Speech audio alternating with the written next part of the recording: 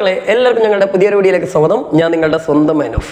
മക്കളെടാ ഇപ്പം നമ്മൾ പഠിക്കാൻ പോകുന്നത് വേറൊന്നല്ല, നാളത്തെ ഇംഗ്ലീഷ് ക്വസ്റ്റ്യൻ പേപ്പർ ഉണ്ടല്ലോ, 9ാം ക്ലാസ്സിൻ്റെ ഇംഗ്ലീഷ് ക്വസ്റ്റ്യൻ പേപ്പറെ. അതിൽ നിങ്ങൾ കാണാൻ മിക്കവാറും സാധ്യതയുള്ള ഒരു ചോദ്യമാണ്, അതായത് നത്തിങ് ട്വൈസ് എന്ന് പറഞ്ഞിട്ടുള്ള കവിതയുടെ അപ്രീസിയേഷൻ. മിക്കവാറും ഇത് നാളെ 5 മാർക്കിനോ 6 മാർക്കിനോ നിങ്ങൾക്ക് ചോദിക്കും. അപ്പോൾ പെട്ടെന്ന് തന്നെ നമുക്ക് കുറേ വീഡിയോകൾ ചെയ്തു തീർക്കാറുണ്ട്. പിന്നെ നമ്മുടെ ചാനലിൽ ഇങ്ങനെ അടുപ്പിച്ചടുപ്പിച്ച് 10ാം ക്ലാസ്സിൻ്റെയും 9ാം ക്ലാസ്സിൻ്റെ ഒക്കെ വീഡിയോകൾ ഇടുന്നതുകൊണ്ട് തന്നെ നോട്ടിഫിക്കേഷൻ ഉണ്ടാവില്ല. അപ്പോൾ നിങ്ങൾ എന്ത് ചെയ്യണമെന്ന് വെച്ചാൽ ക്ലാസ് 9 ഇംഗ്ലീഷ് എന്ന് പറഞ്ഞിട്ടുള്ള പ്ലേലിസ്റ്റ് ഇടക്കിടക്കൊന്ന് തുറന്നു നോക്കുക. പുതിയ വീഡിയോകൾ വല്ലതും വന്നിട്ടുണ്ടോ എന്ന് ഇടക്കിടക്ക് ചാനലൊന്ന് പരിശോധിക്കുക. നാളെ നേരം വെളുക്കുന്നത് വരെയും നമ്മൾ വീഡിയോ ഇട്ടുകൊണ്ടേയിരിക്കും. 2-3 വീഡിയോ കൂടി ഇടാറുണ്ട്. അതിൽ ഈ പറഞ്ഞിട്ടുള്ള ഇതും അതേപോലെ ഡെപ്സ് ഓഫ് ഗ്രാറ്റിറ്റ്യൂഡ് എന്ന് പറഞ്ഞ ചാപ്റ്ററിൽ നിന്നൊക്കെ കുറച്ച് ക്വസ്റ്റ്യൻസും കൂടി ചെയ്യാനുണ്ട്. അതൊക്കെ വളരെ ഇമ്പോർട്ടൻ്റ് ആണ്. അതിലേതെങ്കിലുമൊക്കെ നിങ്ങൾക്ക് നാളത്തെ ക്വസ്റ്റ്യൻ പേപ്പറിൽ പ്രതീക്ഷിക്കാം. പറ്റാവുന്നിടത്തോളം പഠിച്ചിട്ട് ഒന്ന് വായിച്ചിട്ടെങ്കിലും പോവാം. ഓക്കെ, അപ്പോൾ നമുക്ക് ഇതെങ്ങനെ പരിപാടി നോക്കാം. ആദ്യം തന്നെ എന്ത് ചെയ്യുന്നു, ഒരു ഹെഡിങ് കൊടുക്കുന്നു. ഇങ്ങനെ എഴുതിയാൽ മതി, nothing twice a note of appreciation എന്ന് എഴുതിയാൽ മതി. സെൻറ്ററിലേക്ക് എഴുതട്ടെ ഹെഡിങ്. ഈ ഹെഡിങ്ങിന് 1/2 മാർക്ക് കിട്ടും അപ്രീസിയേഷൻ ആണെങ്കിൽ കേട്ടോ. എന്നിട്ട് നമ്മൾ എഴുതണം, ആദ്യം നമ്മൾ എഴുത്തുകാരനെ മെൻഷൻ ചെയ്യണം, കവിതയുടെ തീം കൊടുക്കണം, പിന്നെ തന്നിട്ടുള്ള വരികളുടെ മീനിങ് കൊടുക്കണം, പിന്നെ പോയട്രി ഡിവേഴ്സുകൾ, റൈം സ്കീം, റൈം വേർഡ്സ്, അതേപോലെ തന്നെ അലിട്രേഷൻ, ഇങ്ങനെയൊക്കെയുള്ള കുറേ സാധനങ്ങൾ ഉണ്ടാവില്ല, ഇമേജറീസ് ഒക്കെ. അതൊക്കെയാണ് ലാസ്റ്റത്തെ പാരഗ്രാഫിൽ കൊടുക്കേണ്ടത്. അപ്പോൾ ഇതാണ് മെത്തേഡ്. ഒരു 3 പാരഗ്രാഫ് എങ്കിലും വേണം. ഒരു പുറമോ അല്ലെങ്കിൽ ഒരു മുക്കാപ്പുറമൊക്കെ ഉണ്ടായാൽ മതി. ഓക്കെ, അപ്പോൾ നോക്കൂ, nothing twice is a beautiful symbolic poem written by the renowned Polish poet Maria Wislawa Szymborska. അല്ലേ, അപ്പോൾ പ്രസിദ്ധനായ പോളിഷ് കവിയായിട്ടുള്ള മരിയ വിസ്ലാവ സിംബോസ്ക എഴുതിയിട്ടുള്ള ഒരു മനോഹരമായിട്ടുള്ള ഒരു കവിത, സിംബോളിക് പോയമാണ് നമ്മുടെ നത്തിങ് ട്വൈസ്. ഇനി the poem deals with the complexities of life and transient nature of time. അപ്പോൾ കാലത്തിന്റെ നൈമിഷികതയെ കുറിച്ചൊക്കെയാണ് ഈ ഒരു കവിത എന്ത് ചെയ്യുന്നത്, വർണ്ണിക്കുന്ന അല്ലെങ്കിൽ കവിത കൈകാര്യം ചെയ്യുന്നത്. അപ്പോൾ കവിതയുടെ തീം നമ്മൾ പറഞ്ഞു. ഇനി എന്താണ്, the poet states that we get only 1 life to live. ഇവിടെ കവി പറയുന്നത് നമുക്ക് ആകെ ഒരൊറ്റ ജീവിതമേ ഉള്ളൂ. അങ്ങനെയാണല്ലോ ഇവിടെ കവിതയിൽ പറയുന്നത്. ഒന്നും തിരിച്ചു വരില്ല അല്ലേ, ഒരിക്കൽ സംഭവിച്ചതൊന്നും അതുപോലെ നമുക്ക് തിരിച്ചു കിട്ടില്ല, തിരിച്ചു വരില്ല എന്നാണ് പറയുന്നത് അല്ലേ. A lost opportunity never returns in life. നഷ്ടപ്പെട്ട അവസരങ്ങൾ ഒരിക്കലും ജീവിതത്തിൽ തിരിച്ചു വരില്ല. Nothing can ever happen twice. ഒന്നും ജീവിതത്തിൽ രണ്ടാമത് സംഭവിക്കില്ല. Each and every moments of our life leave us without giving a chance to practise. നമ്മുടെ ജീവിതത്തിൽ വന്ന് ഭവിക്കുന്ന എന്തൊരു കാര്യം, അതൊരു സംഭവമായിക്കോട്ടെ അല്ലെങ്കിൽ എന്തെങ്കിലും ആയിക്കോട്ടെ, അതെല്ലാം എന്താണ്, ഒരു പ്രാക്ടീസിന് പോലും നമുക്ക് അവസരം തരാതെ നമ്മളിൽ നിന്ന് കടന്നു പോകും. അതായത് യാതൊരുവിധ പ്രാക്ടീസിനും നമുക്കൊരിക്കലും അവസരം കിട്ടില്ല എന്നാണ് പറയുന്നത്. Then no single day or event is repeated in our life. ഒരു ജീവിതം പോലെ, ഒരു ദിവസം പോലും നമ്മുടെ ജീവിതത്തിൽ എന്ത് ചെയ്യില്ല, റിപ്പീറ്റ് ചെയ്യപ്പെടില്ല. അതേപോലെ തന്നെ though seem to be similar are actually different. ഇനി ചിലതൊക്കെ കാണുമ്പോൾ നമുക്ക് തോന്നും ഇത് മുമ്പ് സംഭവിച്ചിട്ടുള്ളല്ലേ, അതേപോലത്തെ അല്ലേ എന്നൊക്കെ.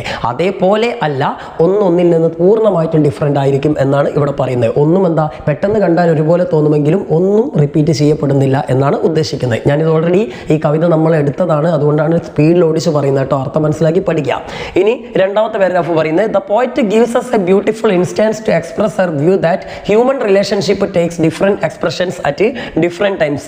അതായത് നമ്മുടെ കവിതയിൽ കവി എന്ത് ചെയ്യുന്നുണ്ട് വെച്ചാൽ മനോഹരമായിട്ടുള്ള ഒരു ഉദാഹരണം നമുക്ക് നൽകുന്നുണ്ട്. എന്ത്, നമ്മുടെ മനുഷ്യൻ്റെ ബന്ധങ്ങളും ഓരോ സമയത്തും ഓരോ രീതിയിലാണ് റിഫ്ലക്റ്റ് ചെയ്യുന്നത് അല്ലേ. അതായത് ഇന്ന് ചിലപ്പോൾ നമ്മൾ ഒരാളെ ഭയങ്കരമായിട്ട് സ്നേഹിക്കും, നാളെ ചിലപ്പം അയാളുടെ സാന്നിധ്യം നമുക്ക് വെറുപ്പാവും. അപ്പോൾ അതിനെയൊക്കെ സൂചിപ്പിക്കുന്ന ചില എക്സാമ്പിൾ നമ്മൾ കവി തന്നെ കവിയുടെ ജീവിതത്തിലൂടെ നമുക്ക് കാണിച്ചു തരുന്നുണ്ട്. എന്താ, sometimes people feel relationships like A colourful rose with full of fragrance. ചില സമയത്ത് ആളുകൾക്ക് അവർ മറ്റുള്ള ആളുകളുമായിട്ടുള്ള ബന്ധങ്ങൾ, ഇപ്പോൾ ഭാര്യയ്ക്ക് ഭർത്താവിനോടോ കാമുകിക്ക് കാമുകനോടൊക്കെ ഉള്ള ബന്ധങ്ങൾ ചിലപ്പോൾ എന്തായിരിക്കും, നല്ല സുഗന്ധമുള്ള ഫ്രാഗ്രൻസ് ഉള്ള പൂക്കളെ പോലെയായിരിക്കും, കളർഫുൾ ആയിട്ടുള്ള ഫ്ലവേഴ്സിനെ പോലെയായിരിക്കും. But sometimes people get boredom by the relationships and try to avoid them. ചിലപ്പോഴാണെങ്കിൽ ആളുകൾക്ക് എന്താണ്, ഈ ബന്ധങ്ങളൊക്കെ ഭയങ്കര ബോറിംഗ് ആയിരിക്കും, എങ്ങനെയെങ്കിലും അതിൽ നിന്ന് രക്ഷപ്പെടണമെന്ന് വരെ ആഗ്രഹിക്കും. നമ്മളിങ്ങനെ ടൈം ഉച്ചകൈയൊന്ന് പോയി കിട്ടിയാൽ മതി ഇനി എന്നുള്ളത് അല്ലേ. അപ്പോൾ അങ്ങനെയൊക്കെ അതാണ് നമ്മൾ മനുഷ്യന്മാരുടെ സ്വഭാവം. അപ്പോൾ നമ്മുടെ ആറ്റിറ്റ്യൂഡ് പോലും എന്നും ഒരുപോലെ ആവില്ല, ഒക്കെ മാറിക്കൊണ്ടിരിക്കുമെന്നാണ് പറയുന്നത്. Then here the poet feels that a rose with full hue and scent has been into her room has been thrown into her room. She hears her lover's name accidentally. അപ്പം ഇവിടെ നമ്മുടെ കവി തന്നെ പറയുന്നുണ്ട്, ആരോ അവളുടെ ലവറുടെ പേരിങ്ങനെ അപ്രതീക്ഷിതമായി പറഞ്ഞത് അവൾ കേട്ടപ്പോൾ അവൾക്ക് തോന്നി എന്താ, അവളുടെ മുറിയിലേക്ക് നല്ല കളർഫുൾ ആയത് നല്ല സുഗന്ധവും പൂരിതമായ റോസാപ്പൂ ആരോ എറിഞ്ഞതുപോലെയാണെന്ന്. അപ്പം അവളുടെ കാമുകൻ്റെ പേര് കേൾക്കുമ്പോൾ തന്നെ അവൾക്ക് എന്തോ സുഗന്ധമുള്ള പൂവ് ഇങ്ങനെ തൻ്റെ മേലേക്ക് എറിഞ്ഞതുപോലെയാണ് അവൾക്ക് തോന്നിയത്. പക്ഷെ എന്താ, but at the next day, പക്ഷെ അതേ ആളത്തിന് അടുത്ത ദിവസം എന്ത് ചെയ്തു, she feels boredom and looks at the clock even though her lover is with her. അടുത്ത ദിവസം അവളുടെ ലവർ അവളുടെ കൂടെ കിടക്കുന്നുണ്ട്, റൂമിൽ തന്നെ ഉണ്ട്. എന്നിട്ട് പോലും അവൾക്ക് ആകെ ബോറടിക്കുന്നു. അവളിങ്ങനെ ക്ലോക്കിലേക്ക് നോക്കിയിട്ട് സമയം പോകുന്നത് അറിയാതെ ഇങ്ങനെ പോവാതെ ഇങ്ങനെ ബോറടിച്ച് ഇങ്ങനെ നിൽക്കുകയാണ്. അപ്പോൾ ആ ഒരു ആറ്റിറ്റ്യൂഡാണ് ഇതിൽ പറയുന്നത്. ഇനി the poem is made up of 7 stanzas. നമ്മുടെ ഈ കവിതയുടെ സ്ട്രക്ചറാണ് അവസാനം പറയുന്നത്. അതിൽ 7 സ്റ്റാൻസകളാണുള്ളത്. Each stanza have 4 lines. ഓരോ സ്റ്റാൻസക്കും 4 ലൈനുകളുണ്ട്. Making it a quatrain. ഇതിന് നമ്മൾ കോട്രൈൻ എന്ന് പറയാം. 4 വരികൾ കൂടിയിട്ടുള്ള സ്റ്റാൻസുകൾക്കാണ് നമ്മൾ കോട്രൈൻ എന്ന് പറയാം. The rhyme scheme of the first and last stanza is AABA.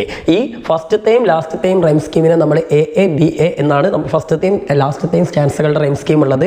And other stanzas ABAB ഒക്കെ പഠിച്ചു വെക്കണം. ചിലപ്പോൾ 1 വേർഡ് ക്വസ്റ്റ്യൻ വന്നാലും ചിലപ്പോൾ ഇങ്ങനത്തെ ചോദ്യങ്ങളൊക്കെ ചോദിക്കും. അപ്പോൾ ഫസ്റ്റത്തെ സ്റ്റാൻസയും ലാസ്റ്റത്തെ സ്റ്റാൻസക്കും AABA, അവസാനം പിന്നെ അതിൻ്റെ ഇടയിലുള്ള ബാക്കിയുള്ള എല്ലാ സ്റ്റാൻസക്കും ABAB ആണ് rhyme scheme.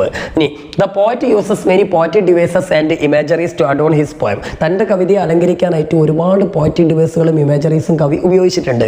The phrases not to nights, അതേപോലെ nature note are example for alliteration. ഒക്കത്തിലും കണ്ട എന്നൊക്കെ റിപ്പീറ്റ് ചെയ്യുന്നത് നാനാന്നുള്ള സൗണ്ട്. അപ്പോൾ അതൊക്കെ എന്തിന് അലിട്രേഷൻ എക്സാമ്പിൾ ആണെന്നാണ് പറയുന്നത്.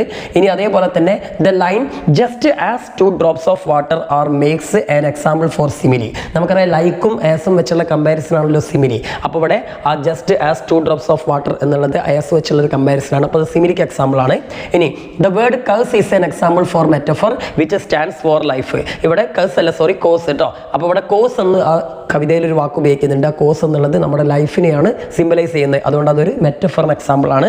ഇനി the words like rose and cloak are visual images. പിന്നെ phrase calling your name our name is an example for auditory image. നമുക്ക് കേൾക്കാൻ കഴിയുന്ന ഇമേജ് അല്ല, കോളിംഗ് അവർ നെയിം.